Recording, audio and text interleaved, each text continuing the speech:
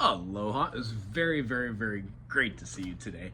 What we covered up on the board was how to do a chord construction. So the chords that we find is we have triads, which are based off of the 1, 3, and 5. And what we're learning is something called sonority. Now, sonority is kind of like wearing a title.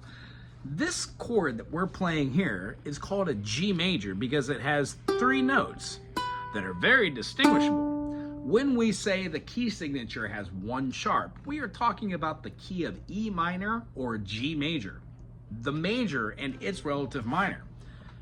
G major, A minor, B minor, C major, D major, E minor shares the key signature, and then F sharp diminished, and then back to G. What happens is every single one of these chords, G major, which does not have an F in it, our next chord being an A minor, which does not have an F in it, but our next chord does.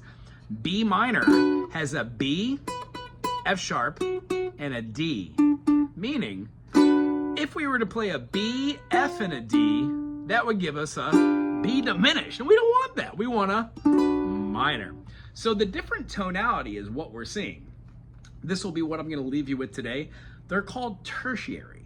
Whenever we have harmonies, like a 1 and a 3 and a 3 and a 5, the first one in a major chord is a major third. The notes G and B make a major sound. But when we turn the G major into a G minor, we are now playing a B flat.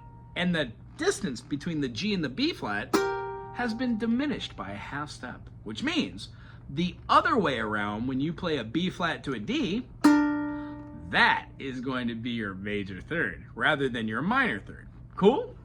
G major, G minor. When we flatten the D to a flat 5, we now have a 1, flat 3, and a flat 5, which gives us a diminished. And then the last chord, which is what we're going to leave on today, major, minor, and diminished are found within the chord. As we saw, G major, A minor, B minor, C major, D major, E minor. Those are all of our majors and minors. Notice how the 1 by itself. The 2 and the 3 are back-to-back minors. The 4 and the 5, back-to-back majors. We've got the relative minor, which has the same key signature as G. And then our last chord is called a diminished in each key. Here's what we're going to leave on. The only chord that isn't found in a major key is an augmented. G major, G minor, and then G diminished are all triads that are found in every single key except G major. When we raise the 5th to a sharp, it makes a G augmented. Still has a little tension just like that diminished chord, but the augmented is not found naturally in any major chord. There's a better explanation that I'm going to give you later in our exploration of music, but it relies on altering the relative minor. Today in the key of G, our relative minor is the E. So if you play a G and put down the E note, you quite literally are playing the E in its second fingering. Ta-da!